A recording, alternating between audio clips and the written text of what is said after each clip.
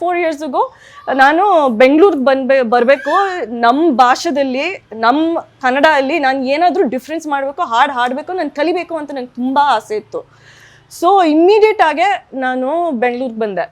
And ಬೆಂಗಳೂರಿಗೆ ಬಂದ ತಕ್ಷಣನೇ ನಮ್ಮ ದೇವಸ್ಥಾನಕ್ಕೆ ಹೋಗಿದ್ದೆ. ದೇವಸ್ಥಾನಕ್ಕೆ ಹೋದ್ಮೇಲೆ ಸೊ ನಮ್ಮ ಚಾಮುಂಡೇಶ್ವರಿ ದೇವಸ್ಥಾನ ಇದೆ ಮೈಸೂರಲ್ಲ ಆ್ಯಕ್ಚುಲಿ, ಅಲ್ಲಿ ಮೇನ್ ಚಾಮುಂಡೇಶ್ವರಿ ದೇವಸ್ಥಾನ, ನಮ್ಮದೇ ಒಂದು ಚಾಮುಂಡೇಶ್ವರಿ ದೇವಸ್ಥಾನ ಇದೆ, ಅದು ಕನಕಪುರ ರೋಡಲ್ಲಿ.